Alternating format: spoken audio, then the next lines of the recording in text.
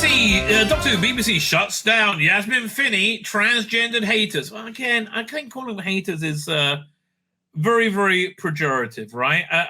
Here's what I think is close to what's really going on. Yeah, let's look at this video, right? I think this is the sort of thing that we're dealing with, and it's very, very strange. It's the neighborhood, and you are not welcome. That's why I need to be here. That's what it's like trying to have this conversation. Like, what about women's sports, right? Like, what about pedophiles that want to use this to get to children? I need to be here.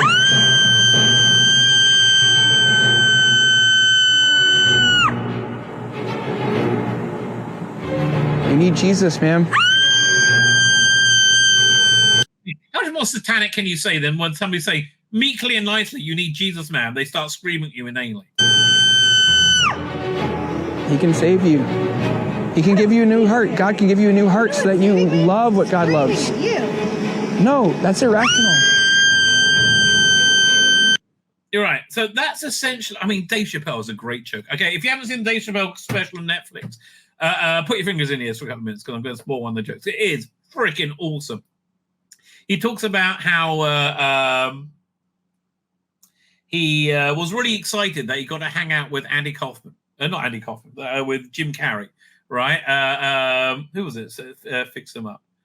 I can't remember. Friend of his picked him up that he can meet Jim Carrey, but while he was making the movie Man the Moon, as playing was it Andy Kaufman, right? And so he was talking about, when I met this guy, he acted like Andy Kaufman when he, in between takes, like when it was offset. So I wanted to go and hang out with Jim Carrey, right? And look, with hindsight, it would have been great to see one of your favorite performers creating a pivotal role, right? But at the time, I just want to hang with Jim Carrey, so I spent all afternoon pretending Jim Carrey was Andy Kaufman, right? And it sucked. And then he has the punchline, and that's kind of how trans people make me feel, right? I gotta lie, otherwise everything implodes, right? So we had this thing in the anniversary specials where Rose, I can't remember why she was called Rose. That's some pretty stupid idea. Kept being called a beautiful woman, a beautiful girl. 2 lies, right? That's 2 lies. So look, and again, the problem with it is, I think transgenderism is a kink. I believe it's a kink. I think part of that kink is to be seen cross-dressing by as many people as possible. I think they get off on that more, right? And I have no problem with somebody having that kink, right? No problem at all, right? But like, kinks are for private, right? Kinks are between consenting adults. I'm not a consenting adult. My children aren't consenting adults, right? And I think most people find the whole trans thing very off-putting. So one of the pieces of good news coming out the Judy Gatwa era, okay, this is a herald of doom for it. And again, you're going to get shit ratings and you're going to say it's a success. We all know that's going to happen. Starring Christmas Church and Rubio was a trailer for next series that confirmed Yasmin Finney. I know, terrible idea. What makes the news even sweeter? And the fact that you are so happy about this. Right, who's this? Adi Tantamint. It's normally the guy who writes this stuff. Name of the writer on this? Rafe Look, right? I like again. Clearly, this person doesn't have any children, right? Clearly, doesn't have any children. So apparently, they got 144 complaints saying the revolving around people with penises pretending to be women or believing they're women is inappropriate for a family show.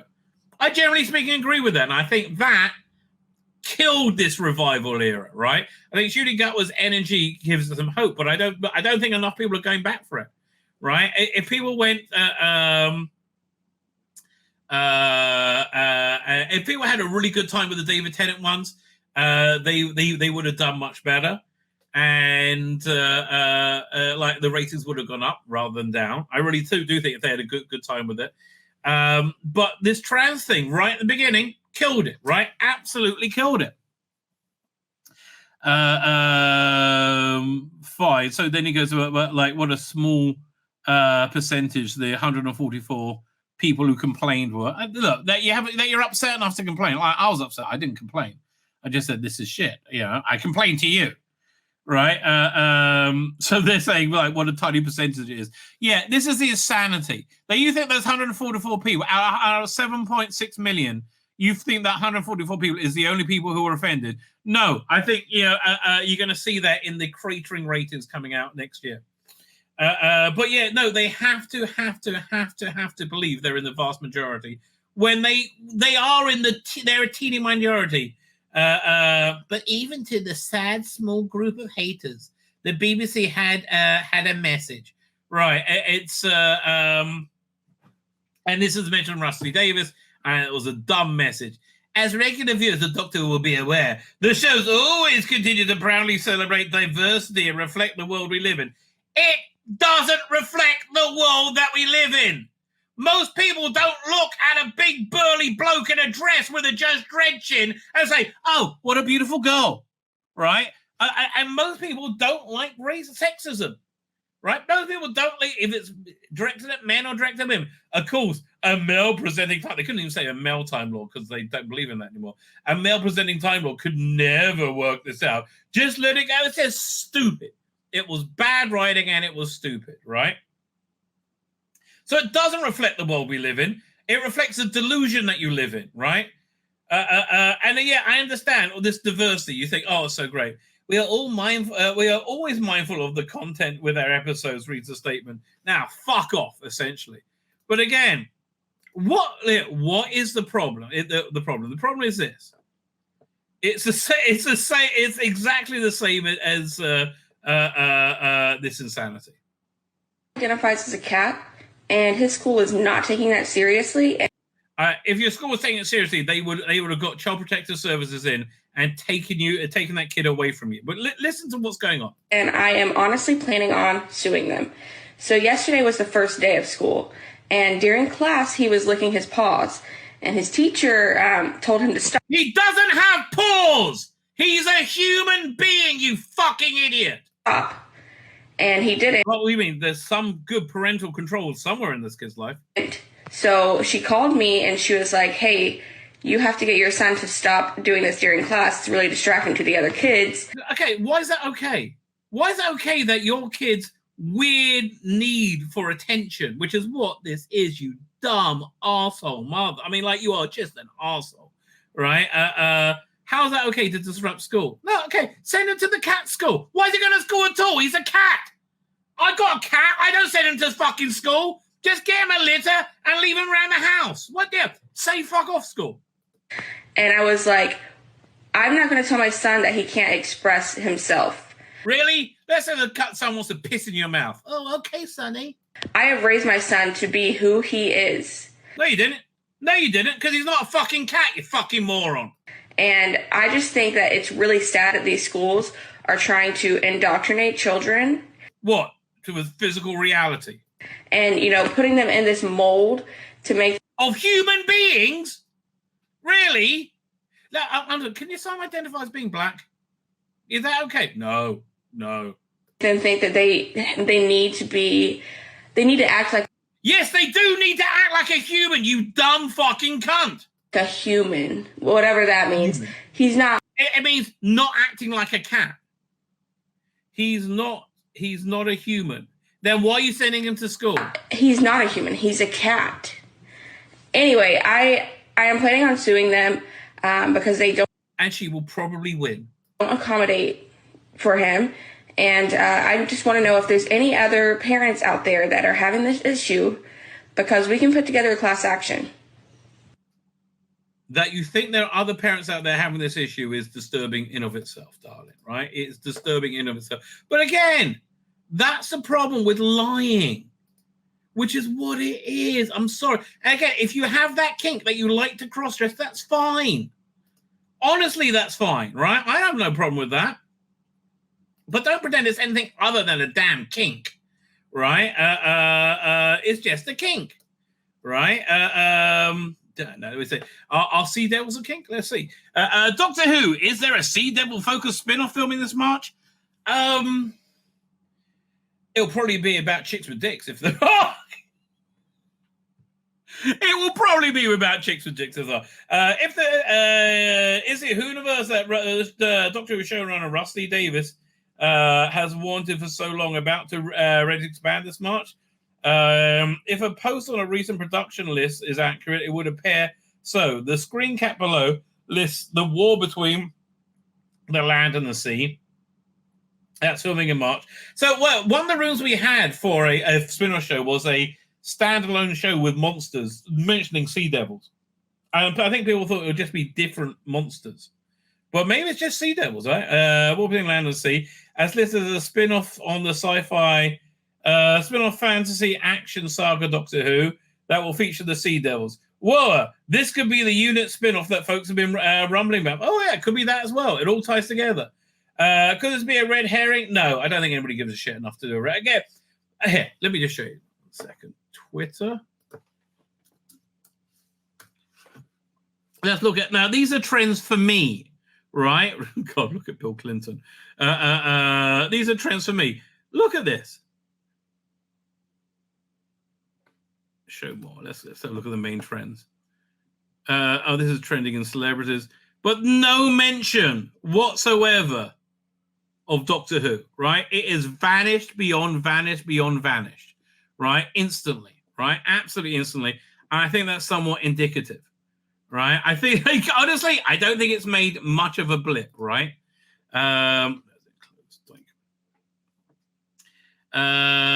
Well, this could be this bit of could this be a red herring? No, it's also possible. We don't know yet. We haven't seen what the deals of the Sea Devils in 2022's Jodie Whittaker Special Legend Sea Devils, which was shit, written by Ella Road because there was one lesbian scene in it, and it was basically shit. And then showrunner Chris Chibnall, directed by Hao Wang. Oh yes, so fine. Here are the. I mean, look, my answer to this story is I don't really give a shit, frankly. Right now, I'm covering Doctor Who, like this new Who, out of vague interest, right? That's basically where I am, vague interest. I'm not excited by any of it, right? And the best they got so far is Shooting Gut were not sucking, I think, in the role. And I think a lot of people in this audience probably disagree with that. Probably think it did suck. He was also very gay. So, again, what do I mean by they lie all the time? Look at this.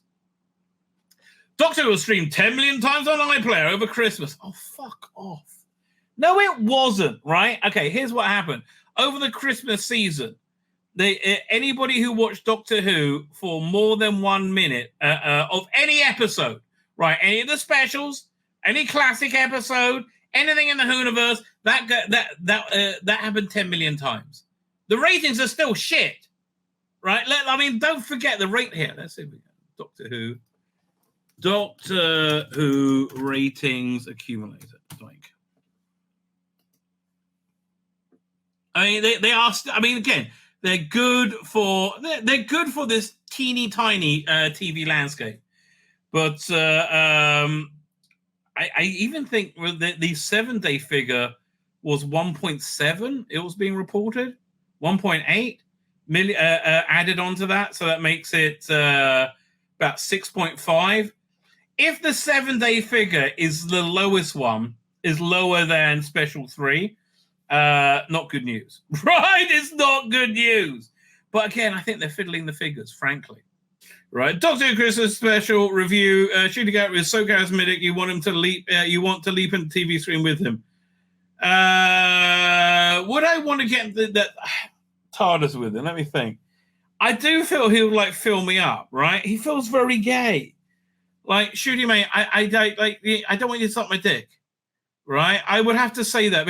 Okay, we're not going to fuck, right? We're not even going to like finger each other, right? No kissing, nothing, right? In fact, me and Ruby, if we hook up, if I put a sock on my TARDIS room door, you don't come a knocking. I don't care if the Daleks are fucking invading, right? And you need me and Ruby. No, we're making time space babies, okay? But yeah, honestly, that would be my reaction. Would I want to get the TARDIS studio? I would think he's going to try and tongue kiss me, right? He's just got that look, right? And you think he's doing me a favor? I don't want to be tongue kissed, mate. I don't. Right? I didn't get that vibe from Tom Baker. Now, if you have, that's actually a problem. It's not going to stop me watching it. But yeah, don't you get the vibe he wants to tongue kiss you? Yes, he does.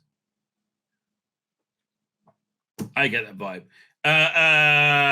This exhilarating fun adventure features CGI goblins. They look like they're practical to me.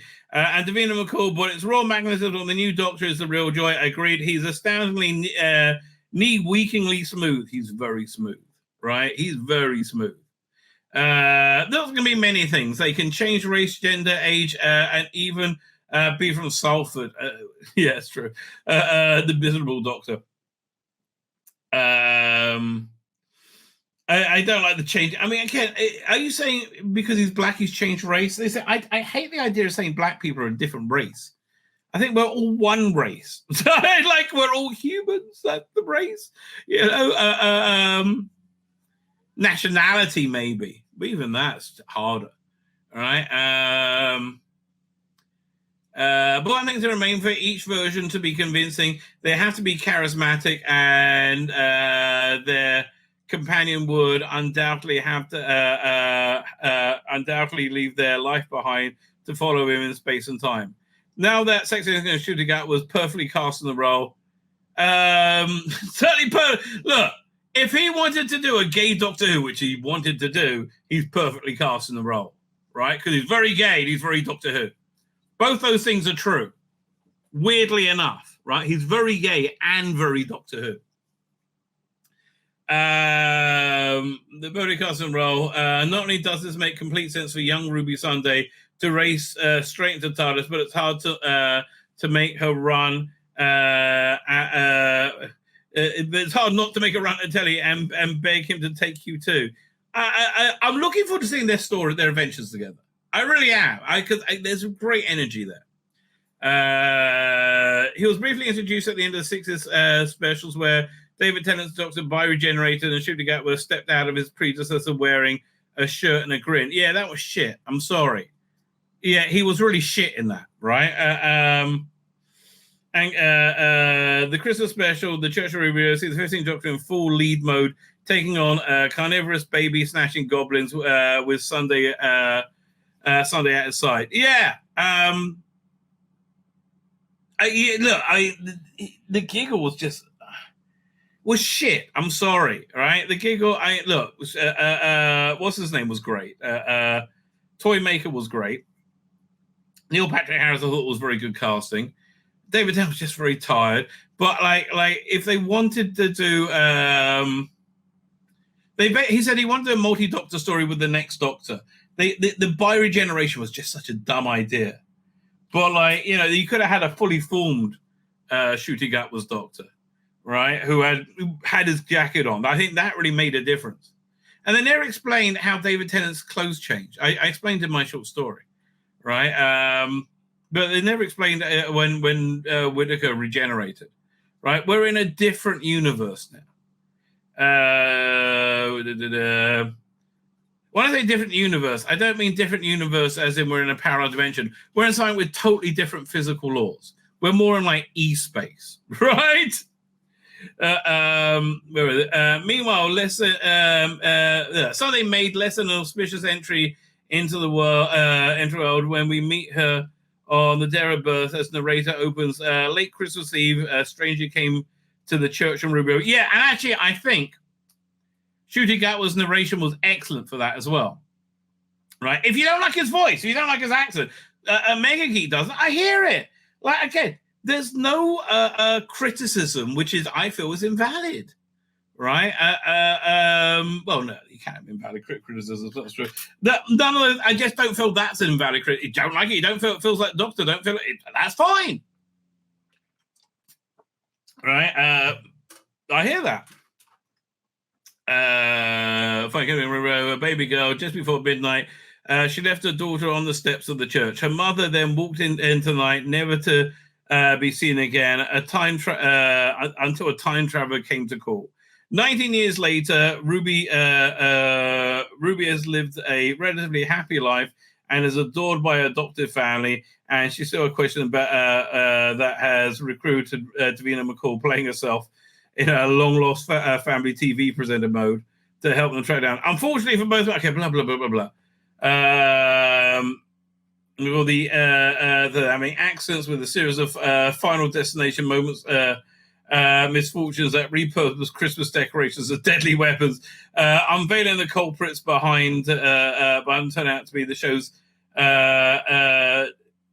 unveiling the culprits behind them takes a little wind out the show's sails as a plethora of CGI nasties don't have leave much of an impression. I'm not sure that's fair.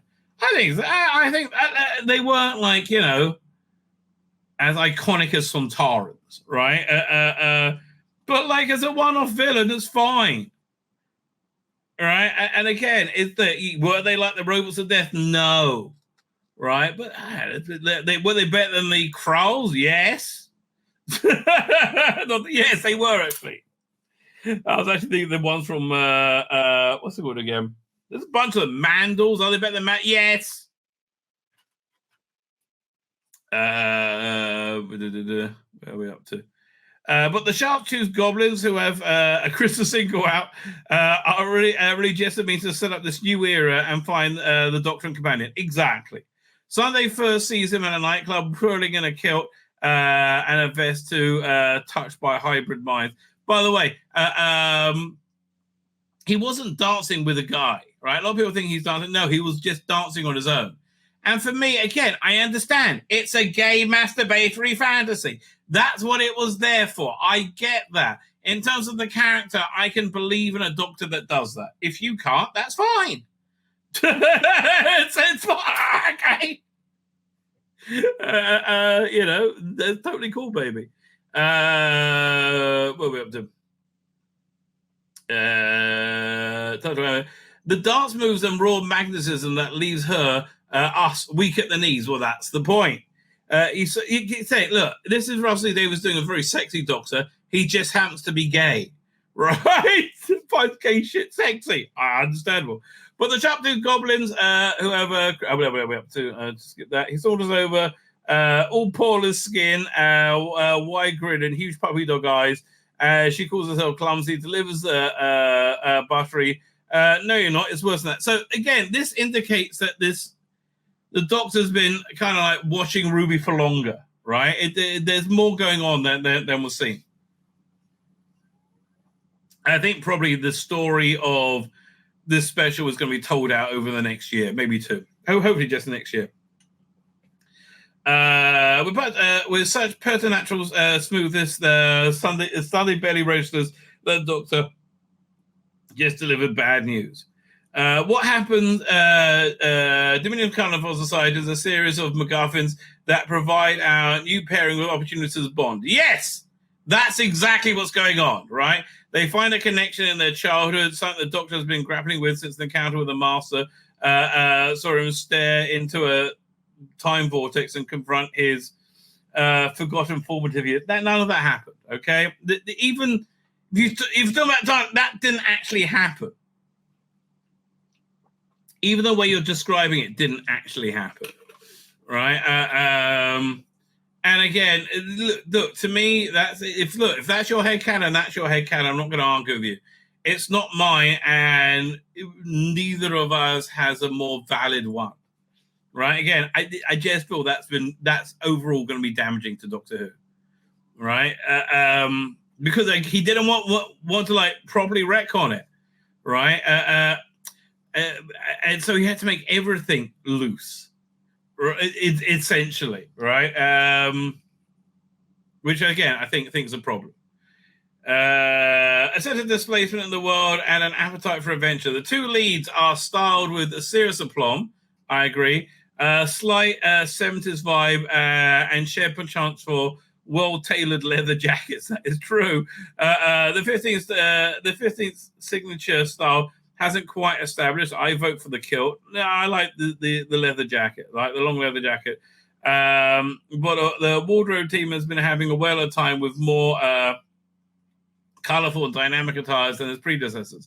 I think that's a problem, right? What is slightly worrying is the regular falling back in the narrative of the sonic screwdriver, which for some reason now looks like a small horseshoe.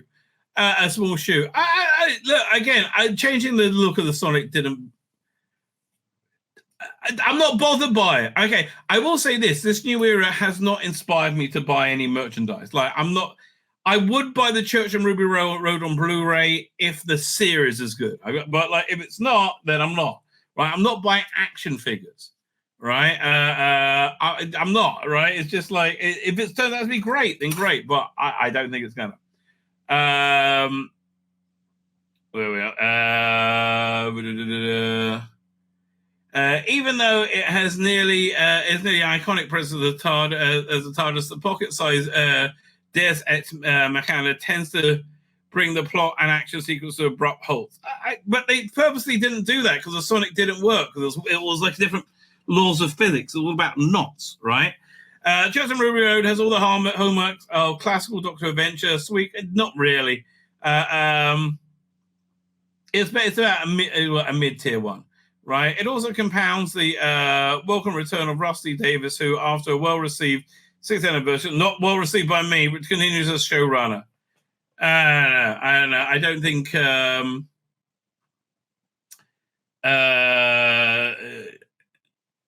I don't think they're being completely honest with themselves. Let's look at what Bleeding Core has to say. New Year's Day has never boded so well for the Doctor. Christmas specials are magical and joyful, but here's why New Year's Day has been pretty terrible for the Doctor. Really? You said it was the bestest ever. Don't you remember? Oh, right, you're a lying cunt. Fair enough. Here's a New Year's Day's going on BBC One, just to give you the relevant Doctor Who video.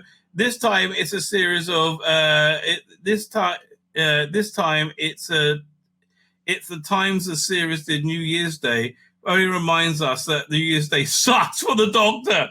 Every New Year's Day special was deeply mediocre, unmemorable, and most unsurprisingly, use of the Daleks series modern era. Whoever edits these compilation videos might be using a secret unsung critic of the series ups and downs. Oh man! So they put out a video about all the New Year's Day ones. Are you out your mind? Christian was the one who made Doctor Who's New Year's Day special a thing. Unfortunately, all three specials were mediocre, as were everything he wrote. They turned they would turn New Year's Day in the UK at the time the Daleks invaded again, and poor Jodie Whittaker got saddled with how mediocre the New Day specials were, and also she was shit. Right? You can't hide that she was shit. Chibnall channeled the worst, most outdated 1970 screenwriting dynamics in just doing plot with no thematic or emotional weight. They repeat himself over and over again. The Daleks were once again mediocre bad guys. Stephen Moffat had made a point to add a new layer of pathos and themed whenever he wrote a Dalek story. How mediocre he made the Dalek stories and how experienced... He also made Weeping Angel stories mediocre as well. Experience of watching New Year's Day specials were basically waiting for the day Chibnall finally leaves. He reduced the Daleks to the equivalent of your horrible, tedious relatives who show up for dinner and can't fight their way through a door. Right, it's still going. I can't go on. I can't go on. Leave me alone. Leave me alone. Doing my bloody head in. So we have to Rusty, Dr. Rusty Day posted 2021 Christmas tease, terrible secrets. Oh, what a tease. Listen, well, it can't be the Doctor's gay, because that's not a secret, right? Doctor Who shown on Rusty Davies was already looking at next holiday season and posting a teaser image for the 2024 special. And it's not an image, right? I told you that Rusty Davies had some insights to offer a Christmas special starring Judy Gatler and Millie Gibson. You would probably assume that we're talking about the Church and Ruby Road, and understandably so. But Gatler and Gibson are set to kick off a new series of adventures in May 2024. Oh, May, I thought it was April. Davis did a little time traveling of his own earlier today, taking to Instagram. David offered wishes for a happy new year by teasing a look at the TARDIS on one of the sets of 2024 Christmas special. With tantalizing things, but what terrible secrets does it hide? These teasers are always shit, right? That really reveal nothing. Previously learned that Nicola Coughlan from Derry Girls Bridgerton is guest starring in the holiday event. So at least there are some clues coming together. Do you have the picture? I mean, like, it's the TARDIS in a place, right? I don't want to tell you. Happy New Year. There it is right behind us, one of the sets from the 24 Christmas special, The Future, right here. But what terrible secrets does it hold? I don't know. I think it's a bit hyperbole. So really not much going on there, right? And look, I think this outfit with the long leather jacket, this needs to be his default, right? Honestly, it needs to be his default costume, right? This is interesting. Yeah, this has been going around. Russell Lee Davies reveals the one thing Disney requested for the Doctor Who seasonal special. I'm intrigued. The recent Doctor Who seasonal special featured a scene Disney suggested, according to Russell Lee Davies, suggested. Like the Godfather suggested. It was the very last scene to be added. I'll tell you why. Because Disney always tests the first episode, and they tested this, and people wanted to see the Doctor earlier. As simple as that. And so you come back and know, well, actually, okay, who doesn't want to see Ncuti earlier? So what's the scene they added? I think that's why they added the gay club sequence. Right? Despite being one of the longest running blah, blah, blah, blah, blah, shows broadcast, this has changed recently, Disney bringing back, hang on. It was also, okay, so I guess it was that scene, right? It was the gay club scene. Disney, don't suggest anything, darling. Don't suggest anything. So this article, I saw the headline at least, I think echoes how a lot of people feel right now. Why Doctor Who is no longer the show that I fell in love with? Well, it's no longer the same show. Again, hate to tell you, By Generation is just a bollocks idea. I mean, it's just a bollocks stupid idea, right? Bottom line, it's a bollocks stupid idea. Right, but it's the only way of really describing it. It doesn't work at all. It doesn't make sense. It's not cool. There's no pluses from it. Nothing makes sense. So, like my big theory with Doctor Who right now is that there are no fixed points in time anymore. Everything is loose. Everything can be changed. Right? It's a very intentional law change.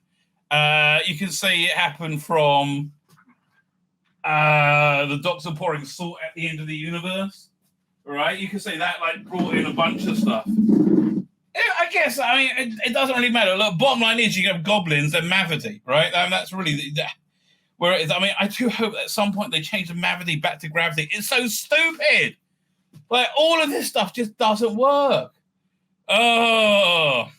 But yeah, look, this new Doctor, it's not the same Doctor Who. I keep telling you, it's not the same show. Right?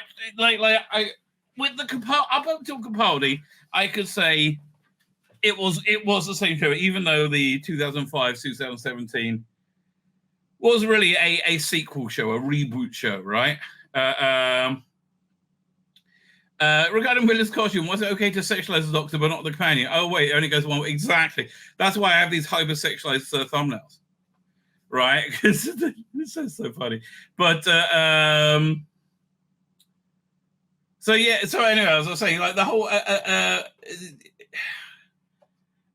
you can have another production team come in and they'll change everything in another direction. But... so I was able to stretch and, squint and make everything fit into one narrative from 63 to 2017. But again, I was really cheating, right? 2009 to 2017 is its own reality, right? Well, in the same way the Virgin New Adventures is its own reality. And it's a reality I liked, right? But it's not necessarily that Doctor Who-y. And frankly, I like Modern Doctor Who, I'm not like, that into right now. I'd much rather watch classic. I mean, much rather watch classic. Anyway, so yeah, this guy's saying this isn't the show that he fell in love with. From Cameron Smith. Let's see what he has to say. Let it be known that the time of death was 9th of December 2023, approximately at 7:13. We believe the patient has been suffering from ill health for several years. The precise cause of death determined to be blast of concentrated electrical energy to the heart. Jokes aside, I am writing this article with a broken heart. Yes, a show called Doctor Who still exists, but and has at least 2 more series on the horizon. However, I fear that it is no longer the show I fell in love with as a child. Well, yes, that's true. Before I continue, I'd like to emphasize that I am expressing my personal opinions. I'm sure people will disagree with me. Here's the thing. I disagree with you slightly, but I think you have a very valid point of view, and I know a lot of people watching this do agree with you, right? So it's certainly not a invalid point of view, right? And it's got a lot of it's got a lot of weight to it, I think. I feel that the show no one fell in love with. Before I can emphasize personal blah blah blah, I'm disagreeing. I think this might be the end of the road for me. I understand.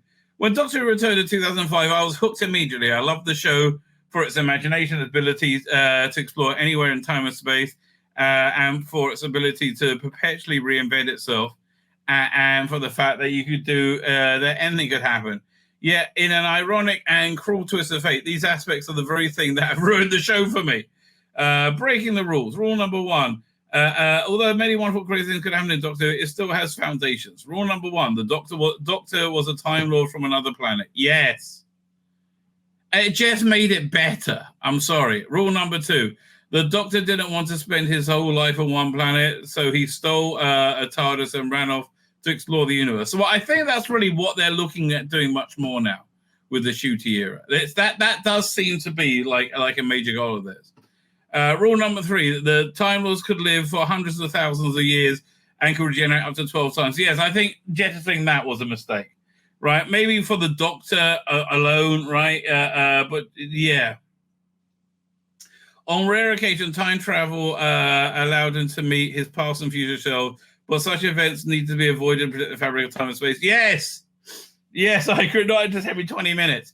Rule number 5, although the show could dabble in other genres, it was ultimately a science fiction show. Aside from these basic rules, anything could happen. Yeah, I mean, look, you have a lot of shows that were certainly different genres, but still science fiction. I think, Rebus Operation, for example. It's like a historical crime drama, essentially, with a dragon, with the swimming bean. Oh, man, I love the Rebus Operation. Unfortunately, some writers have taken advantage of these relaxed rules to do whatever they want. In 1996, the TV movie tried to establish that the Doctor was actually a half Time Lord and half human. Chris Chibnall tried to establish that the Doctor was actually a being of unknown origin that could regenerate infinite numbers of times, upset by the demystification of the origins and changes of the established canon. Many fans decry these changes. Yeah, because they were shit. Right? They were shit. That's why. When Russell Davies revived Doctor Who, he created the Time War as a plot device to simplify the show's backstory for a new generation of viewers. It created mystery and intrigue around the Doctor. Best of all, it added to the canon without actually changing it. Yes, and Deadly Assassin is the best example of that. It didn't break any of the rules. However, Davies has now gone and broken Rule 4 and 5. What's Rule 4 and 5? He meets himself all the time, and now it's fantasy. The limited potential by generation. There's zero potential in it. It's a really shit idea. And I'm sorry, Russell, but it is. It's just a shit idea. There's no polishing that turd. It's just a shit idea. And I think I've been very positive and welcoming to your new era, right? I think I've really gone out my way. Like, people are like, I disagree with like the commentators like Hills versus Baby Trek and Nerdrotic, or like, it's evil. I don't think there was really that much to criticize with the shooting cut was special. Legitimately, I mean, like, yeah, you might not like the goblins, but for me, it seemed to have a scientific explanation, even though it was in my head canon. All right. Davies has once again added to Doctor Who canon by the advent of bi-generation, establishing it as something that was previously only a myth to Time Lords. Look, it would have been better if he didn't explain it in the actual moment. Like, what? This doesn't change established lore in any way. A few years ago, I may have actually enjoyed the idea. There would have been interesting storytelling possibilities. In the present, I am far less optimistic. I mean, it does seem like bi-generation is just going to end up with the Doctor sucking a cock. I mean, essentially. All right? And then the Doctor sucks a cock. Right? That's what happens with bi-generation. The Doctor sucks a cock. Thank you so much. A single series about two doctors sharing a TARDIS and working together would have been interesting. Actually, yes. Perhaps they'll split up at one point. We can follow their separate adventures and reunite occasionally on the story. This very thing could still happen in the future. However, it feels more like it's not been done to enhance Doctor Who, the show, but establish a Whoniverse, a brand. Yes. Yes. The corporatization of Doctor Who is palpable.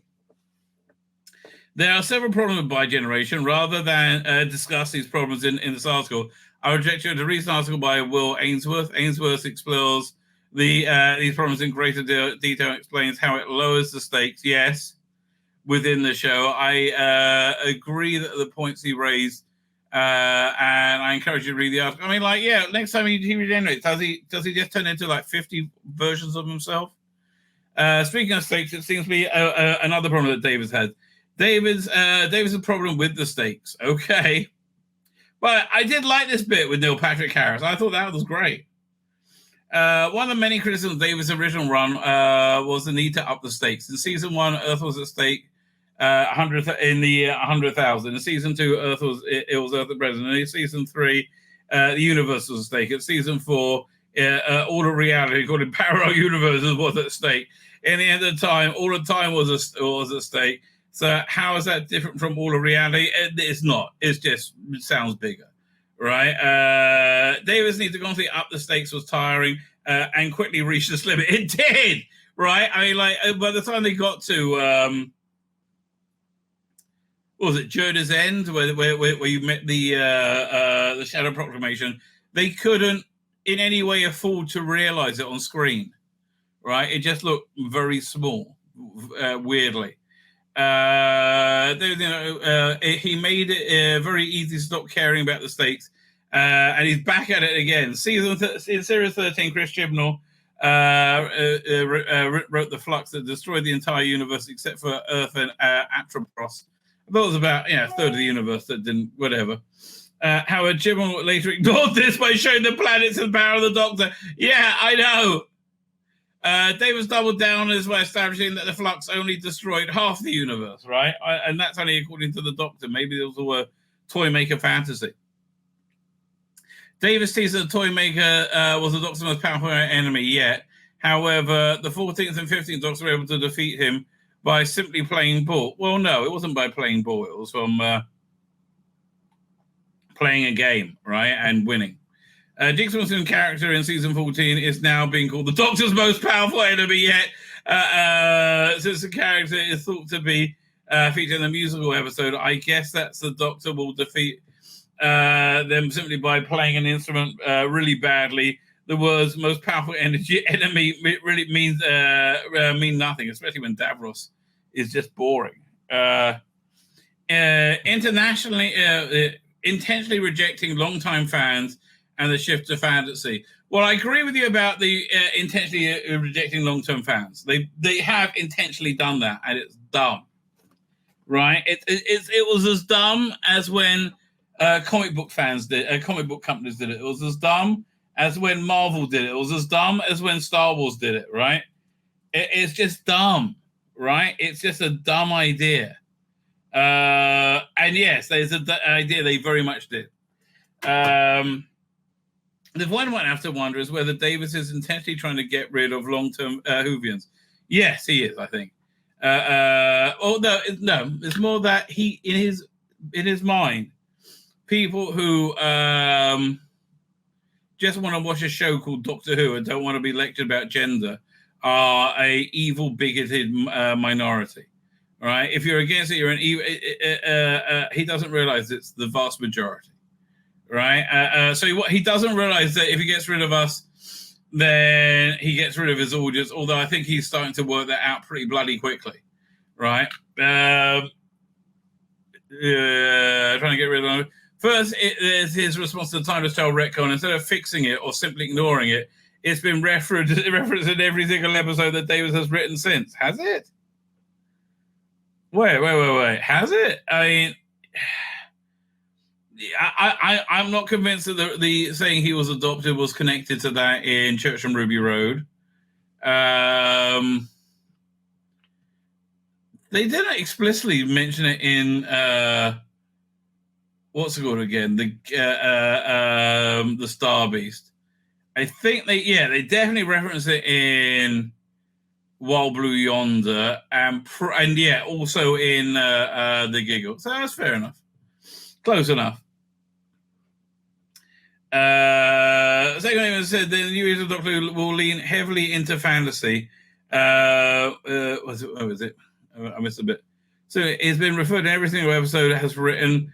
And I understand me saying I don't think him referencing being adopted was related to that is my own insanity, but it seems as reasonable as anything else. It feels like he's trying to ram down our folks and alienate fans who didn't like this retcon. Yes, I think so too. Like, the smart move would just been forget it ever happened. Like, move on. Second, Davies said the new era will lean heavily into fantasy. I think he's trying to fill the gap left in the trans world by J.K. Rowling. I really think that that's what's going down with it. Doctor Who's own Clint Hassel critiqued the heavy use of fantasy in the Giggle and Church on Ruby Road. I agree with his critique. As I mentioned earlier, Doctor Who is a science fiction show dabbling in other genres is part of its identity. Yeah, I mean, look at the Demons. That was a 1970s hammer horror, and it's translating Doctor Who. But see, I think there was a scientific explanation for the goblins. I think it was you have to pay attention to get it, and I think it was fleeting. But I do think there was a scientific explanation for the goblins and the magic they used. And I agree with that. And personally, I quite like the fantasy-themed episodes in the past. Unquiet Dead, it's more horror. Tooth and Claw, more horror. Amy's Choice, more fantasy. God Complex. Is that fantasy? No, I said it's more horror. These are all Doctor Who episodes. However, Doctor Who is ultimately a science fiction show. That's one thing that I liked about it. I like the fantasy-themed episode are rare shake-up of things, but don't think about fantasy should be the key theme for Doctor Who. I think it could stand a fair amount. Third, rather than Clint Hassel's review of the Giggle, the retirement of the 14th Doctor really does feel like a getting off point, right? Giving the 14th Doctor his own TARDIS even feels like he's encouraged us to create our own headcanon. No, so they can do the more specials for what we would like to see happen next. We feel that Davies is saying, "Old fans, get off here because what's coming next is going to be completely different." It is completely different, right? It is completely different. There's no denying that. Right, whatsoever. Rule 5 has been broken. The Doctor's core theme is no longer science fiction. I'm not, for me, I don't really see that, but I understand people feeling that way. Rule 4 has been broken. Two Doctors can now interact with each other anytime with that issue. Yeah, that does really dilute it. I agree. Rule 3 has been broken. The Doctor can regenerate into an infinite number of times. Lastly, Rule 1 has been utterly demolished. The Doctor isn't even half human anymore, half Time Lord anymore. He's something completely different. Well, again, it's all dependent on your headcanon, right? If you want to say that, you can say that. I don't say that. my head canon fits in with everything I've seen on screen. Christian destroyed my love of Doctor Who after season 12. I stopped watching it, the show, until it was announced that Rusty Dales would be taking over. At that point, I chose to watch Series 13 and 2022 specials, simply so I called up. But you should have just come to my channel, mate, right? But now Davies is back. It feels like he's pushing me away. You're an old fan. Get lost. Yeah. It definitely does feel that way, doesn't it? It deeply saddens me to part ways with something that has been an important part of my life, and I keep coming back to it with the hope that a return to form. However, at this point in time, it's clear that a return to form that I'm hoping for is simply not coming anytime soon. It's not, right? And I don't think this new iteration of Doctor Who is going to be successful either. I can say with full confidence I am not excited about the next series. I'm curious. I'm curious and open-minded. Excited? I think it's going to be very gay. I might watch it when the full run of episode on Disney Plus, but it certainly won't be urgent. Well, yeah, look, they killed it for you. I'm also confident that this new version of Doctor Who will have plenty of fans, both new and old. I'm not. I don't think it's going to do very well, right? There are people who enjoy this new version, but I don't think I'll be one of them, and I don't think it's going to be, generate the revenue that Doctor Who always used to generate. I just don't. I don't think it's going to generate the interest. I don't think it's going to generate the revenue. I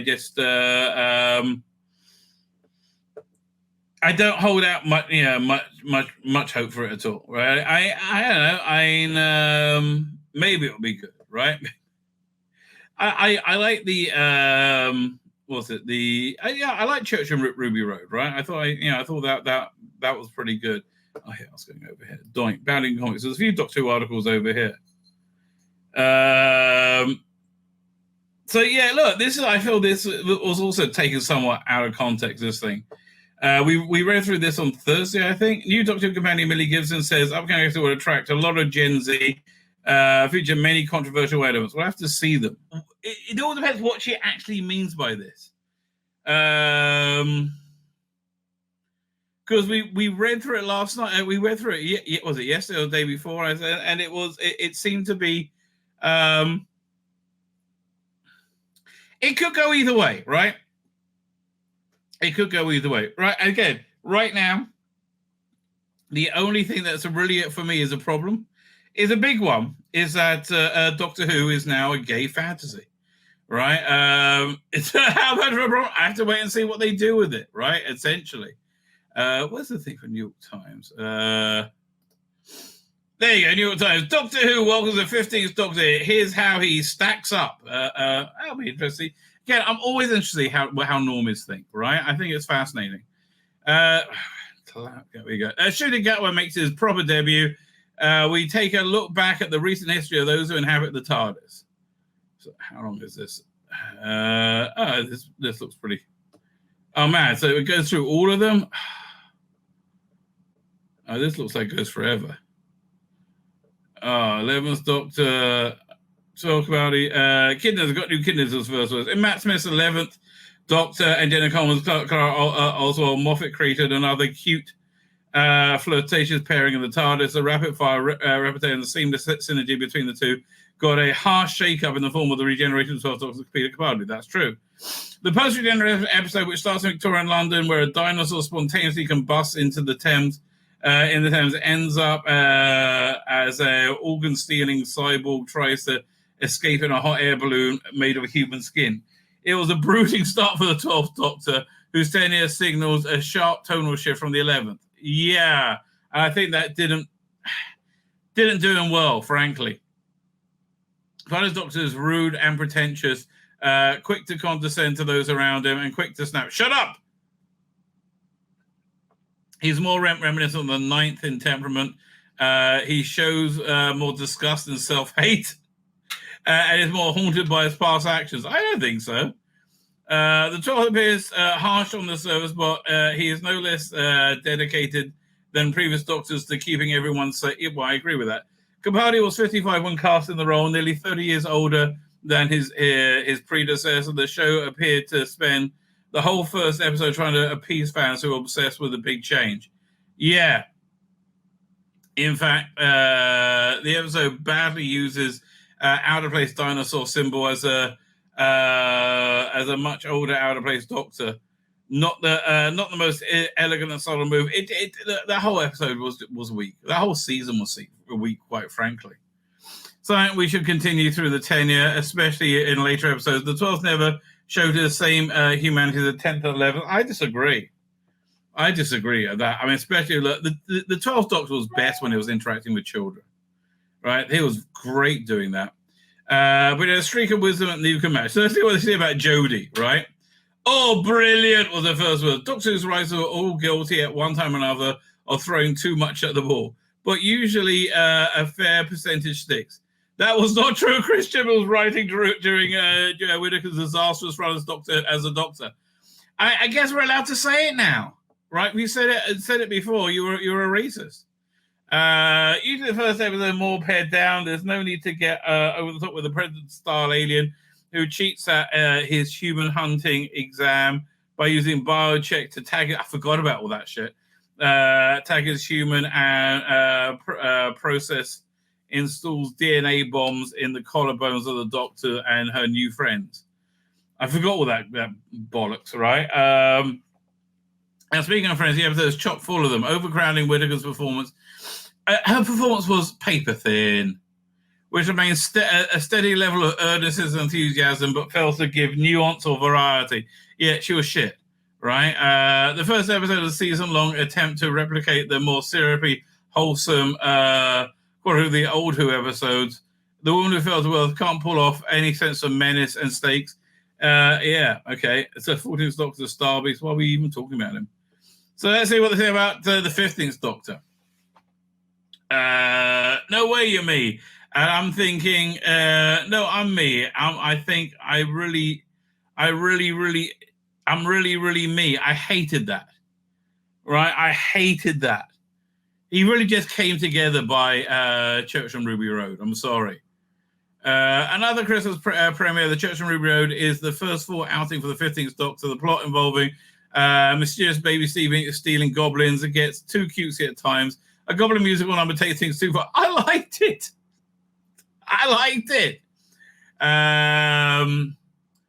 With that of Ruby, a lively woman and adoptee who has been searching for information on her birth family.